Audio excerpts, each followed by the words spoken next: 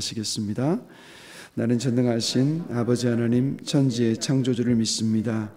나는 그의 유일하신 아들 우리 주 예수 그리스도를 믿습니다.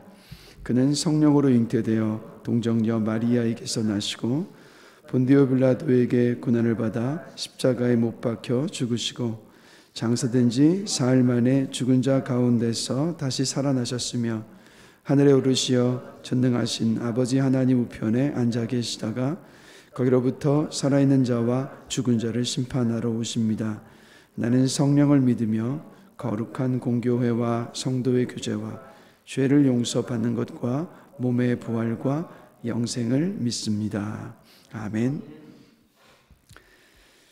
네, 오늘 함께 보실 말씀은 사사기 9장 22절부터 29절까지 말씀입니다. 사사기 9장 22절부터 29절까지 말씀 함께 보시겠습니다.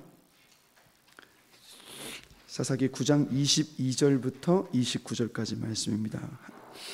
한 절씩 교독하면서 읽겠습니다. 제가 먼저 읽겠습니다. 아비멜렉이 이스라엘을 다스린 지 3년에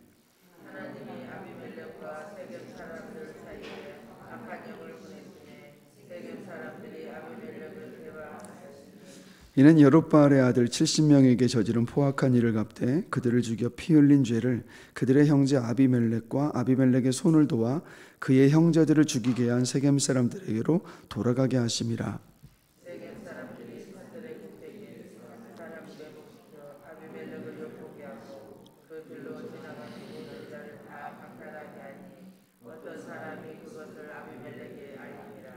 에벳의 아들 가알이 그의 형제와 더불어 세겜에 이르니 세겜 사람들이 그를 신뢰하니라.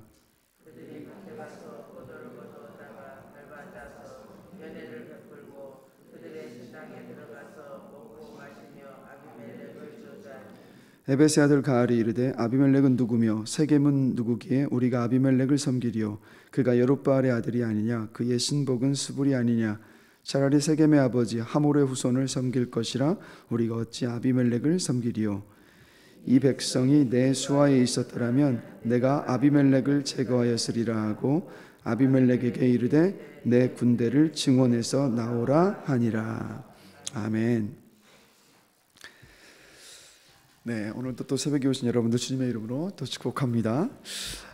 여러분 그 사사기 8장까지를 살펴보시면 이스라엘은요 메소포타미아, 모압, 블레셋, 하솔, 미디안 같은 그 이방 나라들의 압제를 당했고 또 그들과 함께 싸웠습니다. 사실 하나님을 버리고 우상을 선택했을 때 하나님께서 이런 제가 조금 전에 말씀드렸던 이방 민족들을 통해서 이제 다시 돌이킬 기회를 주셨던 거죠. 그래서 어쨌든 하나님은 사사들을 통해서 이스라엘을 이방 나라로부터 이제 이기게 하셨고 그런 시간들을 통해서 하나님께 돌아올 수 있는 기회를 계속해서 주셨습니다. 어쨌든 이스라엘의 싸움의 대상은 누구였냐면 이방의 나라들이었죠. 자, 그런데 이 9장으로부터 넘어오면서 사사기를 보면 이스라엘의 싸움의 대상이 9장에 보면 바뀌었다는 걸 우리가 알 수 있어요. 누구로 바뀌었습니까? 자, 보시면 기드온의 첩의 아들 아비멜렉이 기드온의 아들 70명을 죽였습니다. 그리고 기드온의 막내 아들 요담이 자기 형들을 죽인 아비멜렉을 저주하면서 대적했습니다. 그리고 또 오늘 본문을 보시면 이제 세겜 사람들이 아비멜렉을 배신을 합니다. 그리고 에벳의 아들 가알이 아비멜렉에게 반기를 들게 되는 거죠. 그래서 어떤 겁니까? 싸움의 대상이 누가 돼버렸냐면 이제 자기들끼리 싸우고 있는 거예요. 그러니까 하나님의 백성들끼리 싸우기 시작을 한 겁니다. 근데 하나님은 이 가나안 땅에 이스라엘 백성들이 정착을 할 때도 뭐라고 말씀하셨냐면 가나안 땅에 들어가서 힘을 모아서 그 땅에 살고 있는 가나안의 이방 족속들을 물리치고 그 땅을 차지하라고 말씀하셨지 자기들끼리 싸우라고 말씀하신 적이 없어요. 그런데 이 9장에 와서는 이스라엘이 자기들끼리 싸우기 시작을 합니다. 자, 그럼 제가 생각해 보고 싶은 것은 이스라엘이 왜 자기들끼리 다투고 싸우기를 시작하게 되었느냐라는 거죠. 어제 새벽에도 함께 말씀을 나눴지만 자, 사사기는 딱 이 한 문장으로 사사기 전체가 요약이 되잖아요. 뭡니까? 사람들이 각기 자기 소견에 옳은 대로 행하였더라. 그러니까 이스라엘 백성들의 마음 안에 하나님이 계시지 않았습니다. 이스라엘 백성들에게 하나님의 말씀이 없었습니다. 하나님의 말씀이 딱 없고 나니까 하나님이 계시지 않으니까 자기 이익, 자기 생각, 자기 가치관, 자기 고집, 그리고 자기 성질을 따라서 말하고 행동하고 판단하고 결정을 합니다. 이러다 보니까 자신의 죄와 허물과 실수를 돌아보는 게 아니라 이제 다른 사람들만 보이는 거죠. 그래서 판단하고 정죄하고 비판하고 헐뜯고 모함하고, 그러니까 이런 마음과 태도들이 서로를 향한 반목과 저주와 그 싸움으로 이어질 수밖에 없었던 겁니다. 네, 여러분, 이 이스라엘의 모습들은 그냥 저와 여러분들의 거울이죠. 그러니까 성경이 괜히 기록된 것이 아니라 어떤 인간 군상들의 모습들을 보여주고 있는 거 아니겠습니까? 사실 그러면 우리들도 돌아보면 똑같다라는 거죠. 자, 보시면 저와 여러분 안에 말씀이 없으면 뭐가 기준이 되냐면 내 생각과 내 고집과 내 가치관, 내 이익이 기준이 돼버리니까 우리는 기준을 따라서 움직이잖아요. 그럼 그 기준에 따라서 말하고 행동하고 다른 사람들을 대하게 됩니다. 그럼 뭐가 나옵니까? 내가 기준이니까 이제 우리는 정죄하고 판단하고 비판하고, 이게 그냥 자연스럽게 나온다라는 거죠. 그래서 이런 우리들의 모습을 아셨던 하나님이 계속해서 말씀 속에서 강조하시는 것이 뭐냐면 빌립보서 2장 5절에서 보면 너희 안에 이 마음을 품으라. 곧 누구의 마음이요? 그리스도 예수의 마음이니. 예수의 마음을 품으라고 말씀을 하고 있는 거예요. 여러분, 누가 그리스도인이냐면 그리스도인은 누구냐? 예수의 마음을 품고 사는 사람이 그리스도인입니다. 그러니까 예수님의 마음은 어떤 마음이겠습니까? 성경 속에 너무 잘 나와 있지만 사랑, 겸손, 낮아짐, 섬김, 희생, 순종, 이게 예수의 마음이잖아요. 그래서 예수님의 이 마음은 그러면 품으라고 분명히 말씀을 하고 있는데, 그럼 저와 여러분들 예수의 마음은 어떻게 품을 수 있습니까? 말씀을 통해서 예수님의 마음을 우리가 품을 수 있는 거예요. 그러니까 말씀을 읽고 묵상하고 배울 때 어떤 일이 벌어집니까? 말씀이 우리 마음과 생각을 환하게 비춰주잖아요. 우리 다 경험하지 않습니까? 말씀 앞에 서지 않았을 때는 그냥 내 생각이 다 옳아 보이잖아요. 내 행동, 내 선택과 내 결정이 다 옳아 보입니다. 그런데 우리 경험하지만 말씀 앞에 서기만 하면, 잠시 말씀을 읽든 말씀을 묵상하는 시간이 되었든 아니면 말씀을 듣는 시간이 되었든, 하여튼 말씀 앞에만 서고 나면 이게 환하게 빛이 비추는 것처럼 빛이 비추어져서 우리 마음에 어떤 생각의 어두운 것들을 깨닫게 하시잖아요. 이게 말씀의 역할 아닙니까? 그래서 하나님의 말씀이 저와 여러분의 인생의 길이고 또 등이라고 말씀하고 계신 것 아니겠어요? 또 하나님의 말씀은 살아있고 활력이 있어 좌우의 날선 어떤 것보다도 예리하여서 혼과 영과 및 관조가 골수를 찔러 쪼개기까지 하고 또 마음의 생각과 뜻을 감찰하게 하시는 게 바로 말씀이지 않습니까?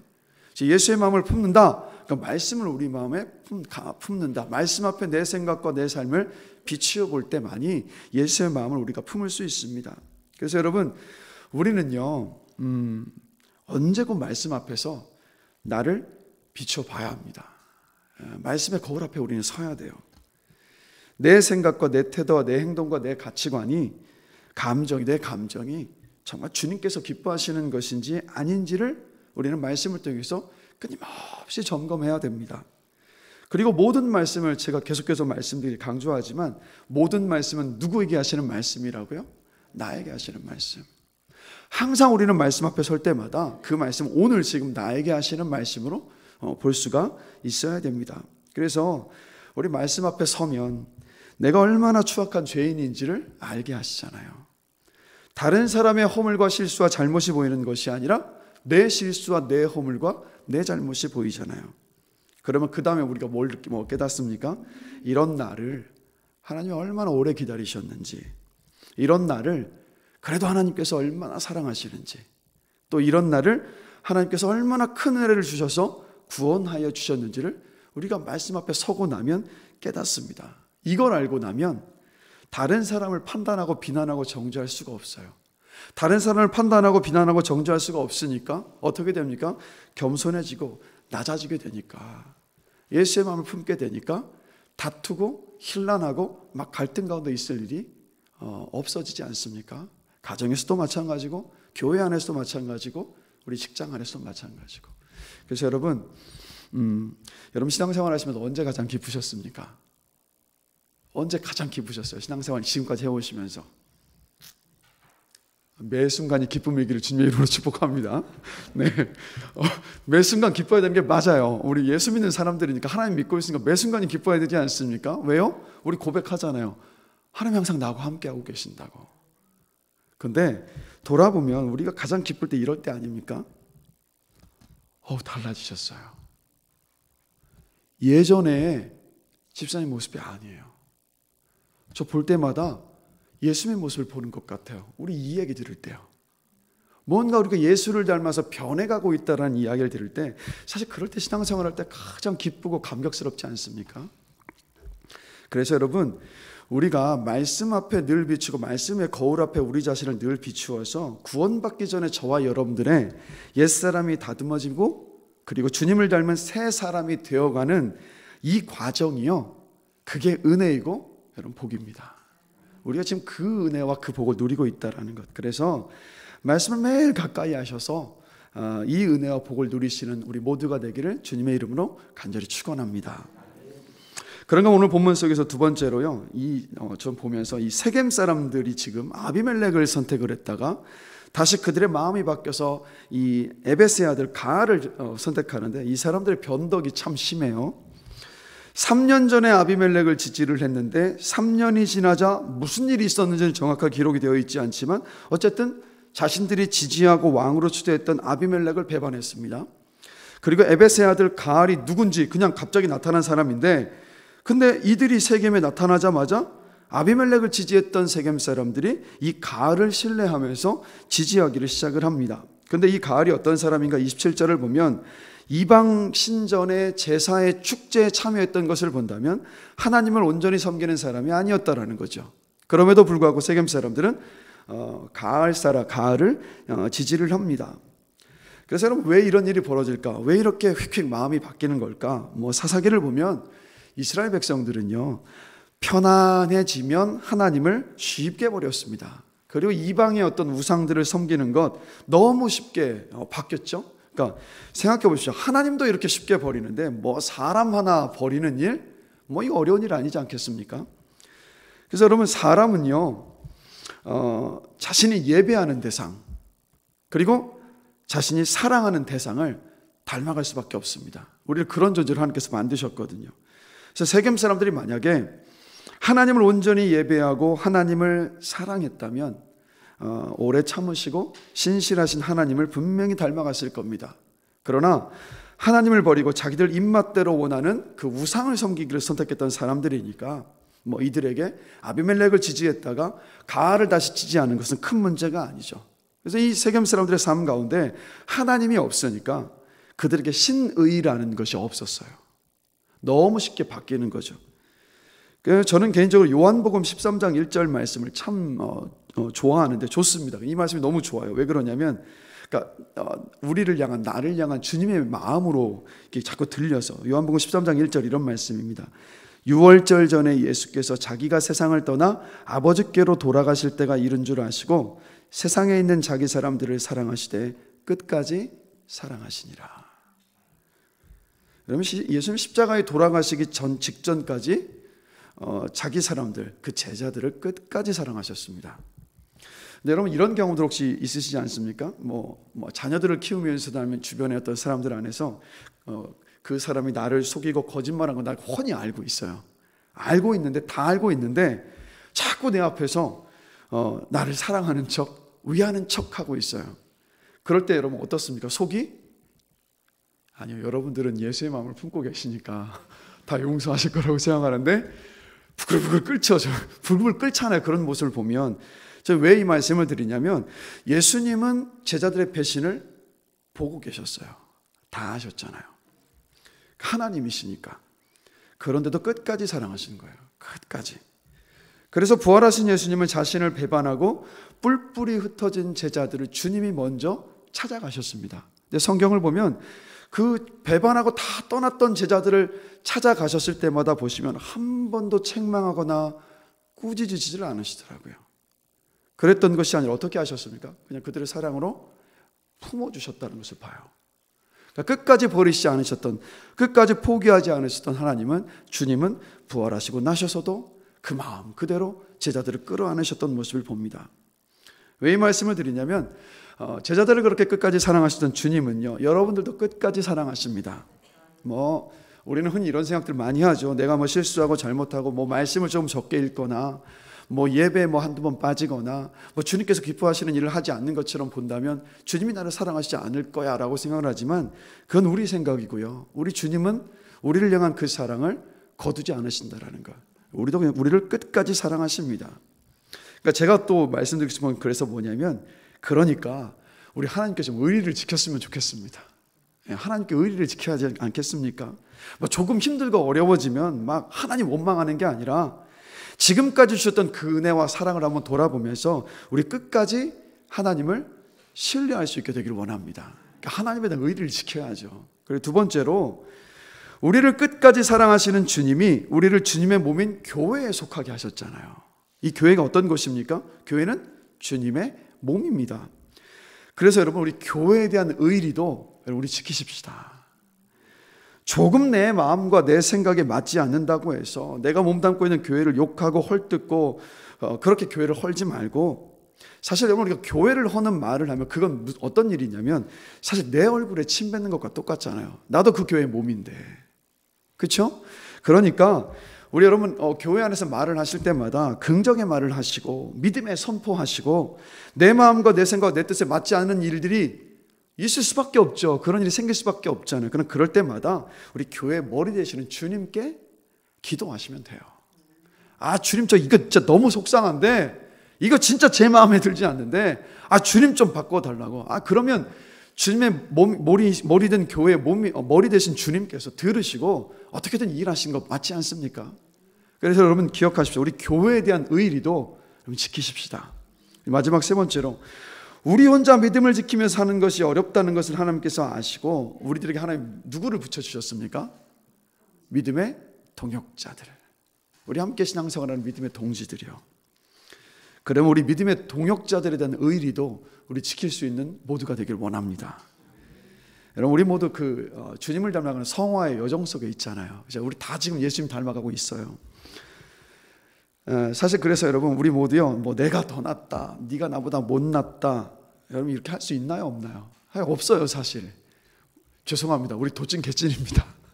그렇죠? 우리 도찐 개찐이라고요. 너나 나나 할 것 없이 다 부족함과 연약함 가운데 있고 우리 모두가 다 예수님을 닮아가는 그 과정 속에 있어요. 주님이 우리를 그렇게 다듬어 가고 계시는 그 과정 속에 있어서 우리는 예수 앞에 서는 순간까지 우리는 리모델링 공사 중입니다. 그러니까 우리의 이 가슴에는 리모델링 공사 중 이 표지판이 늘 붙어 있는 게 저와 여러분들이에요. 그러니까 우리 다른 어떤 동역자들 성도들의 허물과 부족함을 본다면 뭐 그것을 들추고 또 뭐 비난하고 할 것이 아니라 사실 그 모습이 어찌 보면 우리가 만약에 정죄하고 비난하고 있다라고 한다면 내가 하는 그 비판은 사실은요 내 모습을 그대로 똑같이 말하는 것 같잖아요. 왜요? 나도 지금 그런 연약함 속에 있는 사람에 불과하니까. 그러니까 여러분 쉬이 비난하고 정죄하고 판단할 것이 아니라 어떤 그런 연약한 모습들이 보인다고 한다면 우리 긍휼히 여겨주고 기도해주면서 격려해주면서 함께 그 믿음의 여정을 끝까지 걸어갈 수 있는 우리 모두가 되기를 주님의 이름으로 간절히 기도합니다.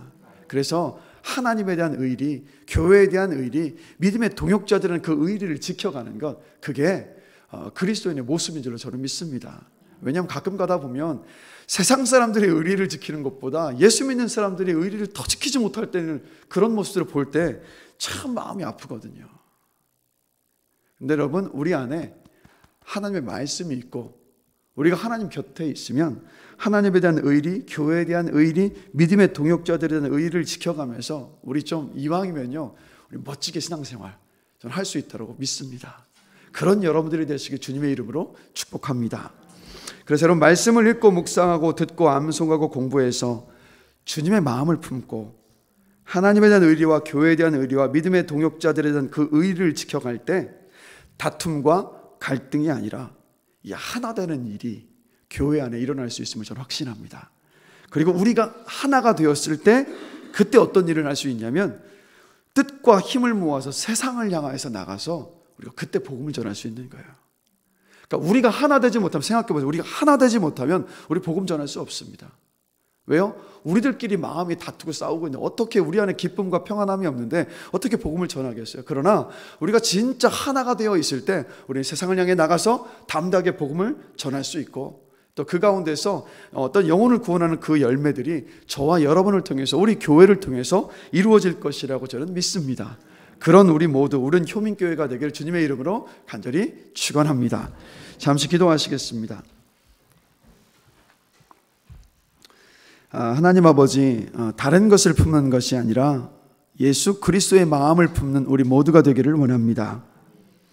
말씀을 읽고 묵상하고 듣고 암송하고 또 공부하고 배워서 주의 마음을 품고, 그리고 쉬이 막 변덕을 부리는 신앙과 믿음이 아니라 하나님이 나를 끝까지 사랑하시는 분이심을 기억하면서, 지금도 변함없이 나를 사랑하여 주셔서 은혜를 주시는 그 주님을 기억하면서 우리도 그 주님을 향한 그 신의를 버리지 않고 하나님과 교회와 믿음의 동역자들이라는 그 의리를 잘 세워가면서 하나된 교회를 만들어 가기를 원합니다. 우리가 정말 온전히 하나가 되어져서 그 힘을 가지고 세상을 향해 나가서 담대하게 복음을 증거해서 또 많은 영혼들을 구원할 수 있는 우리 교회, 우리의 삶이 될 수 있도록 주님 은총을 베풀어 주시옵소서. 오늘 이 새벽 시간에도 주 앞에 헌금을 드린 성도가 있습니다. 하나님께서 이 마음을 기억하여 주셔서 그 인생이 정말 주를 붙잡고 주님과 동행하는 삶이 될 수 있도록 주님 축복하여 주시옵소서. 오늘 이 새벽 시간도 우리가 합심하여서 주 앞에 기도할 때 주님께서 우리의 기도 가운데 신실하게 응답하여 주실 것을 믿습니다. 우리가 그 믿음으로 간구하는 시간 되게 해주시고, 하나님 아버지 앞에 기도하는 이 시간 숨기거나 꾸미는 것이 아니라 정말 내 마음속에 있는 것을 진실하게 주 앞에 내어놓고 기도할 수 있는 시간으로 인도하여 주시옵소서. 그래서 주의 음성도 듣고 주님의 뜻도 분별하고 나를 향한 주님의 생각과 그 마음도 풍성하게 누릴 수 있는 귀한 시간으로 주님 은혜를 베풀어 주시옵소서.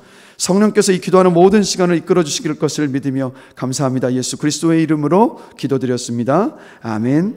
하늘에 계신 우리 아버지, 아버지의 이름을 거룩하게 하시며 아버지의 나라가 오게 하시며 아버지의 뜻이 하늘에서와 같이 땅에서도 이루어지게 하소서. 오늘 우리에게 일용할 양식을 주시고 우리가 우리에게 잘못한 사람을 용서하여 준 것 같이 우리 죄를 용서하여 주시고 우리를 시험에 빠지지 않게 하시고 악에서 구하소서. 나라와 권능과 영광이 영원히 아버지의 것입니다. 아멘.